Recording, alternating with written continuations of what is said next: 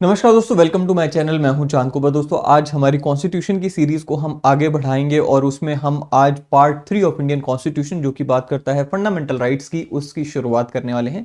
आज हम बात करेंगे आर्टिकल 12 ऑफ इंडियन कॉन्स्टिट्यूशन, जो कि स्टेट को परिभाषित करता है। स्टेट की क्या डेफिनेशन होगी वो हम देखने वाले हैं। अब सबसे पहला जो सवाल यहाँ पे शुरू होता है कि हम स्टेट को डिफाइन क्यों करते हैं। Why for the purpose of fundamental rights do we define state. देखिए, इसमें सबसे जो इजी एंड सबसे लॉजिकल रीजन है वो यही है क्योंकि फंडामेंटल राइट्स स्टेट के ऊपर कुछ ऑब्लिगेशंस लगाते हैं। हम देखेंगे आर्टिकल 15 में, आर्टिकल 16 में, जहां पे हमें देखने को मिलता है कि स्टेट को ये कहा गया है कि स्टेट अपने सिटीजन्स में डिस्क्रिमिनेट नहीं करेगी। There are various grounds given जिनके आधार पर स्टेट को डिस्क्रिमिनेट करने से मना किया गया है। इसी तरह से आर्टिकल 16 में in case of public opportunity ये कहा गया है कि स्टेट अपने सिटीजन्स में डिस्क्रिमिनेट नहीं करेगी। इसी तरह से बहुत सारे हमें फंडामेंटल राइट्स में स्टेट के ऊपर नेगेटिव ऑब्लिगेशंस देखने को मिलती हैं। इसी वजह से यहां पर सबसे पहले ये जरूरी हो जाता है कि हम ये समझ लें कि स्टेट में आखिर हम किसे इंक्लूड कर रहे हैं। हम नॉर्मली अगर स्टेट की परिभाषा देखें तो उसमें हम सेंट्रल लेजिस्लेचर, स्टेट लेजिस्लेचर या एग्जीक्यूटिव ये सब गिन लेते हैं, लेकिन इसके अलावा और भी बहुत सारी बॉडीज हैं जो कि अक्सर ऐसे काम कर रहे होते हैं जो कि शायद स्टेट के ना हो। उन्हें भी क्या हम स्टेट की डेफिनेशन में इंक्लूड करेंगे या नहीं, वो आर्टिकल 12 की मदद से हम समझने वाले हैं। शुरुआत करते हैं आर्टिकल 12 की एक प्लेन रीडिंग से। आर्टिकल 12 क्या कहता है? सबसे पहले कहता है जी, in this part means part 3 of the Indian constitution which is fundamental rights, unless the context otherwise requires the state includes. अब स्टेट में क्या क्या आ जाता है? तो 4 एंटिटीज हमें यहां पे बताई गई हैं। पहली तो है government and the parliament of India, यानी कि central legislature and central executive. दूसरा क्या है? Government and the legislature of each state, again state level की एग्जीक्यूटिव एंड लेजिस्लेचर। तीसरा आ जाता है all local authorities. So third is local authorities within the territory of India, and चौथा है other authorities within the territory of India और under the control of the government of India. So ये 4 entities को यहां पे basically state की definition में लाया गया है। सबसे पहले टेरिटरी ऑफ इंडिया का क्या मतलब है? तो हमने जो आर्टिकल 1 में territory of India, article 1 clause 3 में टेरिटरी ऑफ इंडिया का मतलब पढ़ा था, वही मतलब यहां पे आएगा, जिसमें हमने पढ़ा था कि टेरिटरी ऑफ इंडिया में क्या आ जाता है? हमारी स्टेट्स की टेरिटरी, यूटीज की टेरिटरी, एंड कोई ऐसी स्टेट जिसे हम भारत में विलय करते हैं उसकी टेरिटरी भी टेरिटरी ऑफ इंडिया में आ जाएगा। Now what is the meaning of under the control of the government of India? ये अभी हमें समझ आएगा आज के हमारे सेशन में। तो ये 4 एंटिटीज जो कि टेरिटरी ऑफ इंडिया या फिर गवर्नमेंट के कंट्रोल में आ जाते हैं, सेंट्रल गवर्नमेंट के कंट्रोल में आ जाते हैं, उन सबको हम स्टेट की परिभाषा में इंक्लूड करते हैं। तो ये चारों एंटिटीज को मैंने यहां पे लिखा है। इन 4 में से पहली 2 एंटिटीज बहुत ही इजी हैं समझने के लिए, उसमें कुछ समझाने का है भी नहीं, हम सब जानते हैं कि कौन कौन है उसमें। सो अगर हम government and parliament of India की बात करें तो उसमें हम सेंट्रल लेजिस्लेचर एंड एग्जीक्यूटिव की बात कर रहे हैं। अगर लेजिस्लेचर में देखें, लोकसभा, राज्यसभा, प्रेसिडेंट आ गए। अगर एग्जीक्यूटिव में देखें तो हमारी काउंसिल ऑफ मिनिस्टर, हमारी ब्यूरोक्रेसी, वो सब जो है सेंट्रल एग्जीक्यूटिव का हिस्सा है। स्टेट्स के केस में देखें तो स्टेट लेजिस्लेचर में हमारी जितनी भी लेजिस्लेटिव असेंबलीज हैं वो आ गई, गवर्नर आ गए, एंड अगर हम एग्जीक्यूटिव की बात करें तो council of minister and state की जो ब्यूरोक्रेसी है वो सब इसमें आ जाते हैं। स्टेट के जितने भी कर्मचारी हैं वो सब इसमें आ जाते हैं। थर्ड आता है ऑल लोकल अथॉरिटीज। नाउ यहां पे local authorities within the territory of India बात की गई है। अब लोकल अथॉरिटीज को हम यहां पे देखने वाले हैं कि लोकल अथॉरिटी की डेफिनेशन में कौन कौन आएगा। And fourth is all other authorities within the territory of India and with in the control of the government of India. ये दो जो टर्म्स हैं या ये 2 एंटिटीज हैं, इन्हें हम डिटेल में समझेंगे। बहुत सारे केस लॉज भी आज हमें देखने को मिलेंगे। बड़ा इंटरेस्टिंग ये आज का वीडियो होने वाला है।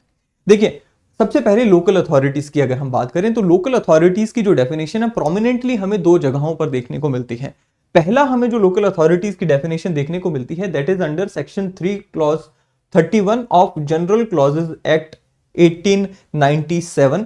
इसमें लोकल अथॉरिटीज कौन सी होंगी उन्हें डिफाइन किया गया है।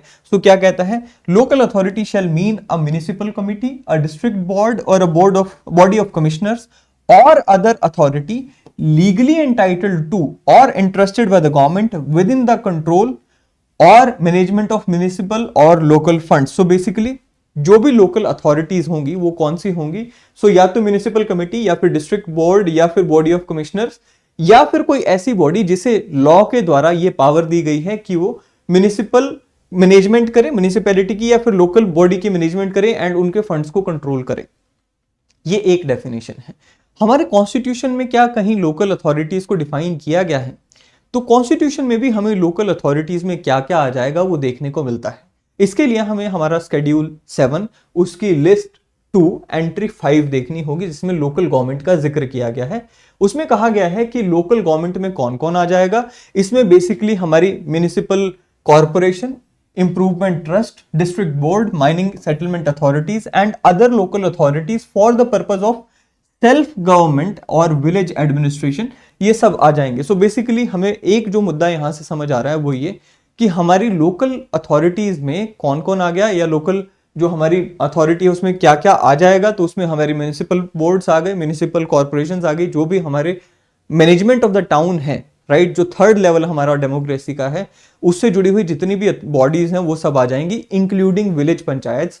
और इस चीज को एक केस आया था Ajit Singh versus state of Punjab, जिसमें ऑनरेबल सुप्रीम कोर्ट ने यहां पे भी क्लैरिफाई किया था कि लोकल अथॉरिटी की डेफिनेशन में पंचायत भी आ जाएंगी, लोकल अथॉरिटी, राइट।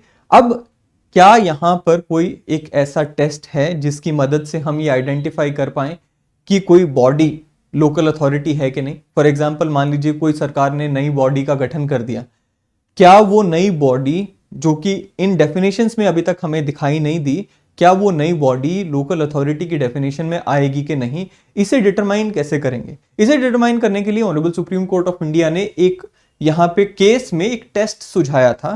केस का नाम है Mohammad Yasin versus town area committee. उसमें ये टेस्ट दिया गया है जिसकी मदद से हम ये रिकॉग्नाइज कर सकते हैं कि क्या एक पर्टिकुलर अथॉरिटी लोकल अथॉरिटी की डेफिनेशन में आएगी कि नहीं।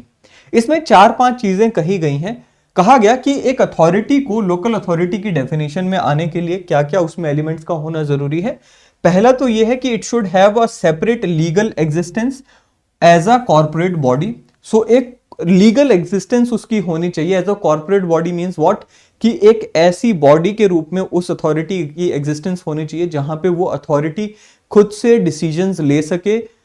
It should be in a position to sue others and it should be in a position to be sued by the others. दूसरा यहां पे क्या आता है, it should not be a mere government agency but must be a legally independent entity. Government agency और legally independent agency का क्या मतलब है? देखिए, गवर्नमेंट एजेंसी का मतलब ये है, जैसे मान लीजिए कोई डिपार्टमेंट है जो कि गवर्नमेंट का डिपार्टमेंट है, गवर्नमेंट का जो भी दिशा निर्देश आएगा उस डिपार्टमेंट को मानना पड़ेगा।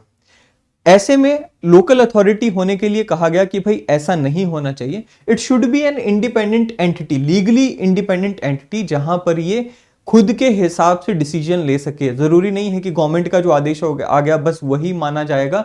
अब आप देखिए, म्युनिसिपैलिटीज हैं, विलेज पंचायत हैं, ये खुद से इंडिपेंडेंटली डिसीजंस लेती हैं। तीसरा यहां पर क्या है, functions in a defined area. इसका जो कामकाज होना चाहिए अथॉरिटी का, एक डिफाइंड एरिया में फंक्शन होना चाहिए। फिर आ जाता है बी होली और पार्टली, डायरेक्टली और indirectly elected by the inhabitants of area. अब जिस एरिया में ये काम करने वाली है अथॉरिटी, वहां से या तो डायरेक्टली या इनडायरेक्टली, होली या पार्शियली इलेक्टेड होनी चाहिए वहां के इनहेबिटेंट्स के द्वारा। Enjoys certain degree of autonomy, the autonomy में बी कंप्लीट और पार्शियल। सो ऑटोनॉमी का मतलब अगेन वही इंडिपेंडेंस हो गया कि भाई वो अथॉरिटी को कुछ इंडिपेंडेंस होनी चाहिए, ऑटोनॉमी होनी चाहिए। ऐसा ना हो कि वो completely control of the higher authority हो, फिर वो हम यहाँ पे लोकल अथॉरिटी नहीं गिनेंगे, क्योंकि लोकल अथॉरिटी को हम स्टेट अथॉरिटी से डिफरेंशिएट कर रहे हैं, राइट। फिर आ जाता है be interested by statute with such governmental functions and duties as are usually interested to locally, right. So इसमें क्या कहा गया कि वो अथॉरिटी में कानून के द्वारा कुछ ऐसे फंक्शंस या ड्यूटीज उसे दिए गए हों जो कि लोकल नेचर के फंक्शंस हैं, जो कि लोकल नेचर या लोकली इंप्लीमेंट करने वाले फंक्शंस हैं, जैसे कि health, education, water, town planning, markets, transportation etcetera. And आप यहां पर अभी तक समझ पाए होंगे कि लोकल अथॉरिटी एंड म्युनिसिपैलिटी को अगर हम यहां पर इस डेफिनेशन या इस टेस्ट को और म्युनिसिपैलिटी को कंपेयर करें तो म्युनिसिपैलिटी इस टेस्ट के हिसाब से फिट बैठती है। सिमिलरली पंचायत को एंड इस टेस्ट को हम कंपेयर करें तो पंचायतें भी इस टेस्ट के साथ फिट बैठती हैं। आखिरी इसमें जो टेस्ट दिया गया इस केस में, that is have the power to raise funds for the furtherance of its activities and fulfilment of its objectives by levying taxes, rates, charges, fees, etc. So again municipalities की अगर हम बात करें, पंचायतों की बात करें, उनके पास भी ये पावर रहती है, आई मीन ऑफिशियली ये पावर है, कॉन्स्टिट्यूशनली ये पावर है that they can be allowed to levy taxes. And municipalities में हमें देखने को भी मिलता है कि भाई they do levy some charges and fee for the services they provide, right. तो आप देखिए ये जो टेस्ट है, ये टेस्ट हमें दिया गया honourable Supreme court of India के द्वारा, जिसके तहत हम ये तय कर सकते हैं कि एक अथॉरिटी लोकल अथॉरिटी है या नहीं है। और अगर इस टेस्ट के हिसाब से चलेंगे तो municipalities and village panchayat definitely इस टेस्ट की डेफिनेशन में फिट बैठते हैं।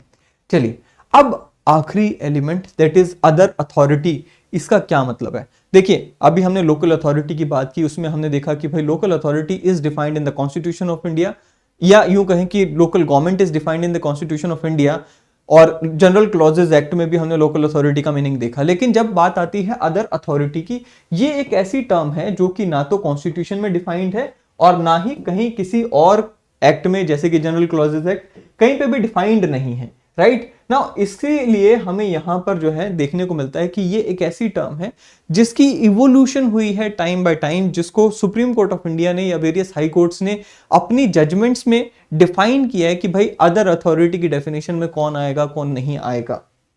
तो वही आज हम देखेंगे।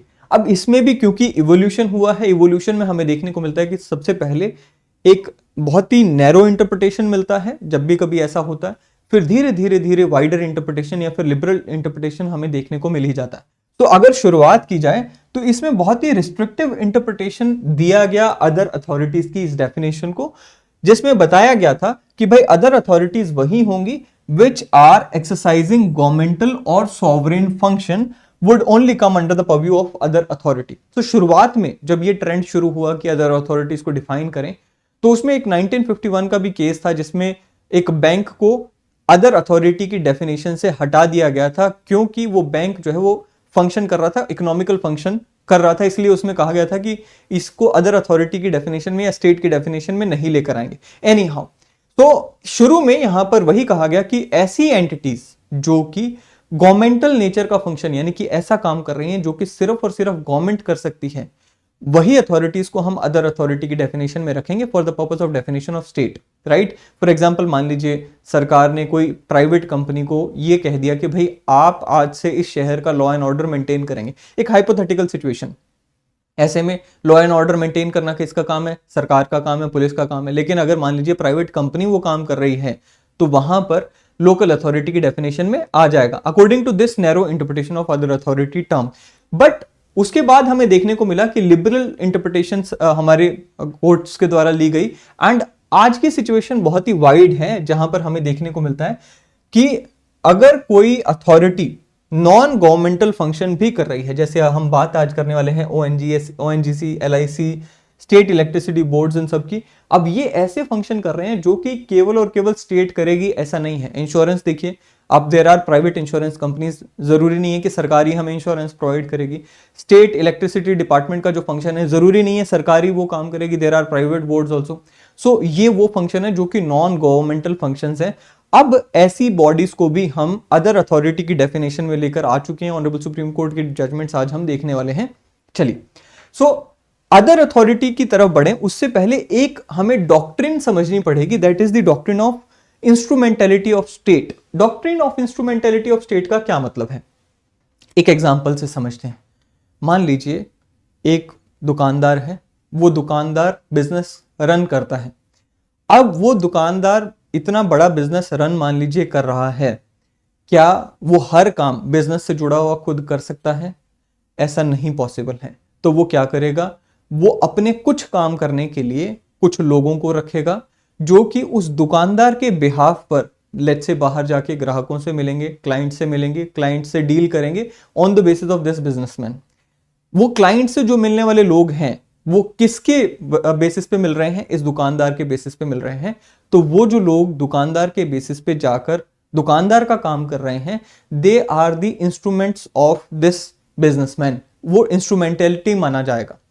इसी को यहां पे डॉक्ट्रिन ऑफ इंस्ट्रूमेंटेलिटी कहा गया। क्या कहा गया, कहते जी अगेन यही बात यहां पे लिखिए कि आज के समय में सरकार के पास बहुत सारी रोल्स एंड रिस्पॉन्सिबिलिटीज हैं। एंड ये सभी रोल्स एंड रिस्पॉन्सिबिलिटीज सरकार जो है अपनी इंस्ट्रूमेंटेलिटीज के थ्रू फुलफिल करती है, सारे काम सरकार खुद नहीं कर सकती। इसीलिए आप देखते हैं कि अगर हम आर्टिकल 298 की बात करें, आर्टिकल 298 में सेंटर एंड स्टेट दोनों गवर्नमेंट्स को यहां पर बिजनेस रन करने के लिए या यूं कहें कि बिजनेस एक्टिविटीज में एंगेज करने के लिए अलाउ किया गया है। सरकार खुद से थोड़ी ना जाकर यहां पर बिजनेस एक्टिविटीज को रन करेगी, सरकार इसके लिए कुछ कॉर्पोरेशंस बनाती है जो कि सरकार के बिहाफ पे इन बिजनेस एक्टिविटीज को रन करती हैं। Now these corporations are working on the behalf of the government, इसलिए ये इंस्ट्रूमेंटेलिटीज ऑफ स्टेट गिनी जाएंगी। इसी इंस्ट्रूमेंटेलिटी की जो डॉक्ट्रिन है इसको हम आगे बढ़ाएंगे और यहां पर हम एक केस का जिक्र करेंगे, that is R D. Shetty versus international airport authority of India. इसमें ऑनरेबल सुप्रीम कोर्ट ने कहा था that the corporations acting as agents और instrumentalities of the government would fall within the meaning of expression other authority under article 12। यानी कि इंस्ट्रूमेंटेलिटीज of government, यानी कि अगर कोई ऐसी एजेंसी है जो कि गवर्नमेंट की इंस्ट्रूमेंट के रूप में काम कर रही है, यानी कि गवर्नमेंट के आधार पे काम कर रही है, उसे हम अदर अथॉरिटी की डेफिनेशन में गिनेंगे। सवाल ये खड़ा हुआ कि सर हम ये कैसे तय करेंगे कि कोई अथॉरिटी गवर्नमेंट की इंस्ट्रूमेंटेलिटी है कि नहीं है? तो इसमें ऑनरेबल सुप्रीम कोर्ट ने एक टेस्ट हमें सुझाया। इसमें जस्टिस पी.एन. भगवती ने 5 पॉइंट टेस्ट हमें दिया, जिसके बेसिस पे हम ये डिटरमाइन कर सकते हैं कि weather a body is agency और इंस्ट्रूमेंटेलिटी ऑफ द स्टेट। वो 5 पॉइंट टेस्ट आज हम देखने वाले हैं, राइट? चलिए, सबसे पहला जो इसमें हम फैक्टर देखते हैं वो ये आ जाता है कि financial resources of the state, क्या उस एजेंसी को, उस अथॉरिटी को स्टेट की तरफ से फाइनेंशियल अथॉरिटी या फाइनेंशियल जो रिसोर्सेज हैं वो दिए गए हैं। Whether the state is chief funding authority और chief funding source, that is the entire share capital is held by the government. Let's say एक अथॉरिटी है जिसे हमने तय करना है कि क्या ये अदर अथॉरिटी की डेफिनेशन में आएगी कि नहीं। तो उसमें पहला टेस्ट हम क्या देखते हैं कि क्या इस अथॉरिटी में जो पैसा लगा है, क्या फंडिंग जो है वो सरकार की तरफ से हो रही है। दूसरा इसमें क्या है, deep and pervasive control of the state, यानी कि क्या सेंट्रल गवर्नमेंट या स्टेट गवर्नमेंट के द्वारा इस अदर अथॉरिटी की जो डेफिनेशन के लिए अथॉरिटी को हम टेस्ट कर रहे हैं, क्या उस अथॉरिटी में सेंट्रल या फिर स्टेट गवर्नमेंट का डीप एंड परवेसिव कंट्रोल है। सवाल उठता है कि सर ये डीप एंड परवेसिव कंट्रोल का मतलब क्या है? इसका मतलब ये कि क्या सेंट्रल गवर्नमेंट के पास या फिर स्टेट गवर्नमेंट के पास ये पावर है, लेट्स से कि वो इस अथॉरिटी के अकाउंट्स चेक कर रही हो, जैसे कैग अकाउंट्स चेक करता हो।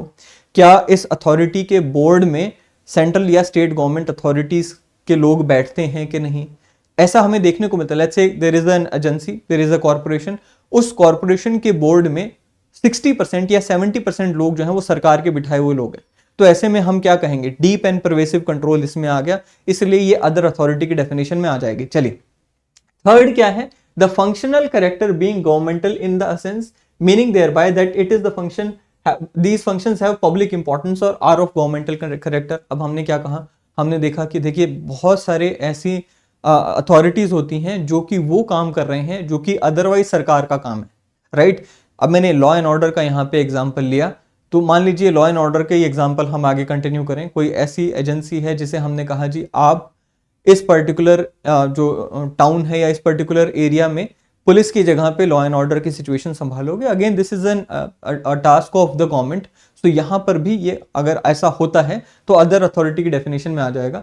Fourth is a department of the government transfer to a corporation. अब देखिए बहुत सारे डिपार्टमेंट ऑफ द गवर्नमेंट होते हैं जो कि सर्विस प्रोवाइड करते हैं। अब क्योंकि वो सर्विस प्रोवाइड कर रहे होते हैं, सर्विस प्रोवाइड करने के लिए उनमें थोड़ा प्रोफेशनलिज्म और ज़्यादा चाहिए होता है, थोड़ा एक्सपर्ट ओपिनियन और ज़्यादा चाहिए होता है। तो ऐसे में सरकार क्या करती है, सरकार उन्हें कॉर्पोरेशन का रूप दे देती है।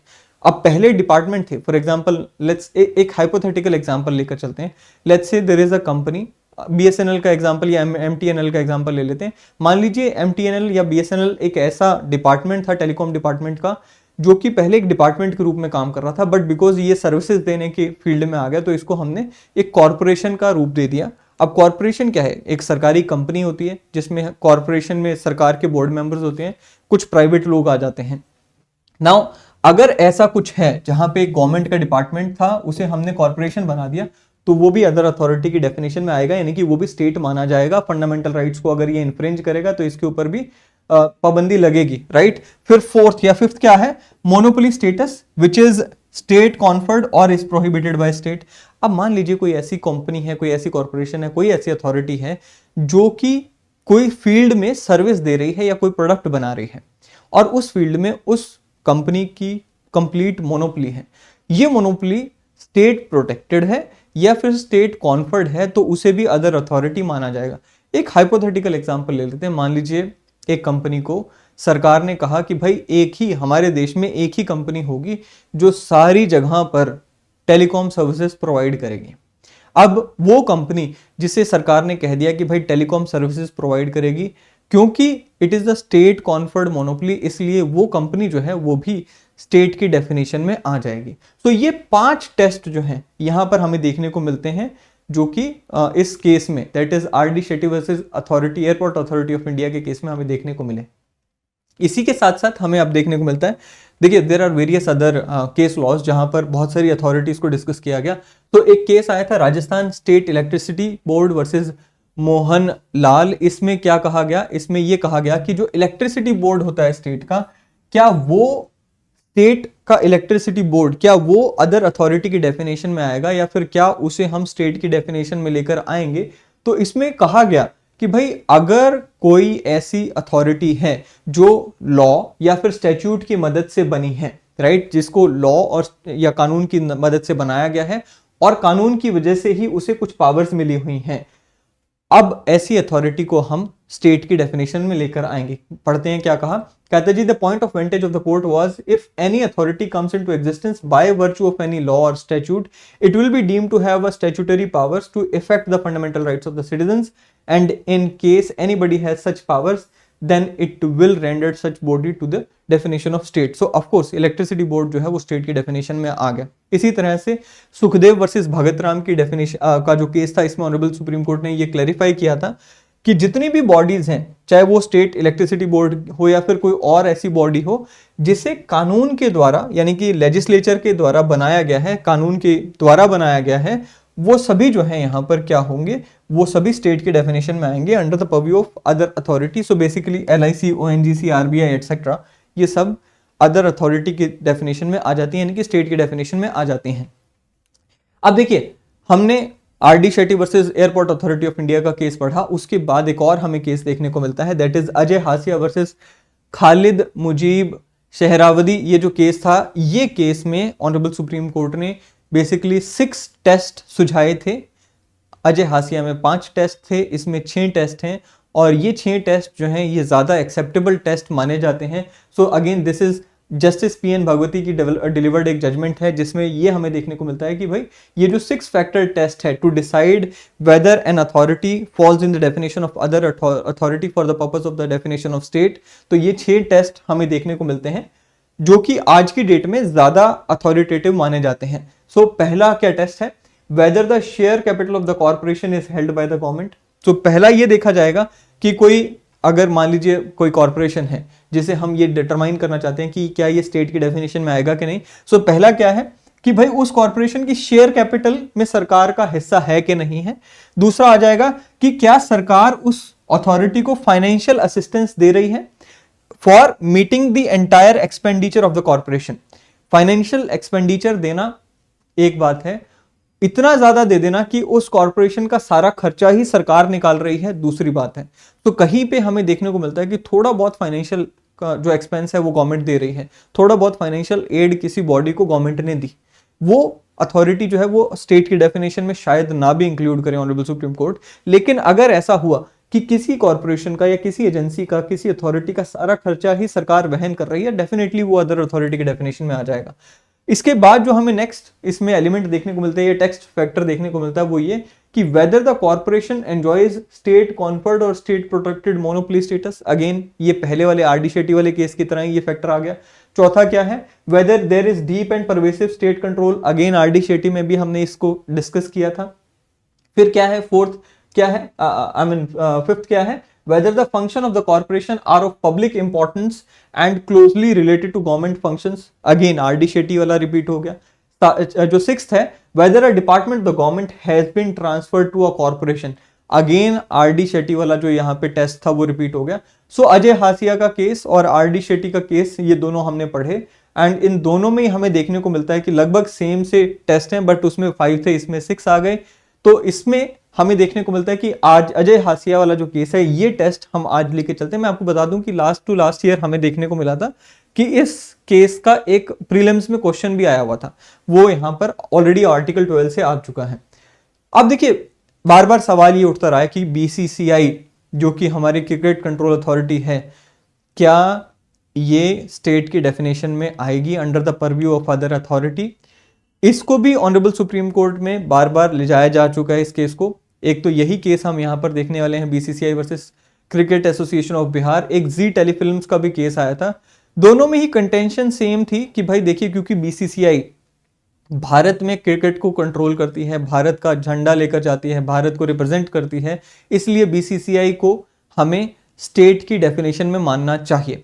लेकिन ऑनरेबल सुप्रीम कोर्ट ने ऐसा करने से मना कर दिया। ऑनरेबल सुप्रीम कोर्ट ने यह कहा कि क्योंकि बीसीसीआई को ना तो स्टेट फंडिंग देती है, ना ही बीसीसीआई को कंट्रोल करती है स्टेट, ना ही बीसीसीआई में किसी और प्रकार का कोई इन्वॉल्वमेंट है स्टेट का डिसीजन मेकिंग में, या कोई और डिसीजन और कोई और इन्वॉल्वमेंट नहीं है, इसीलिए यहां पे बीसीसीआई को हम स्टेट की डेफिनेशन में नहीं गिनेंगे। एंड इसीलिए क्योंकि अब स्टेट की डेफिनेशन में नहीं गिन रहे हैं, सो अगर किसी को ऐसा लगता है कि बीसीसीआई ने उसके फंडामेंटल राइट्स को इन्फ्रिंज किया है, तो ना तो आर्टिकल 32 के तहत वो सुप्रीम कोर्ट में जा सकता है, ना ही 226 के तहत वो हाई कोर्ट में जा सकता है। फिर आता है जी अगला क्वेश्चन कि क्या जुडिशरी को हम आर्टिकल 12 के तहत स्टेट की डेफिनेशन में गिनेंगे, यानी कि अदर अथॉरिटी की डेफिनेशन में गिनेंगे?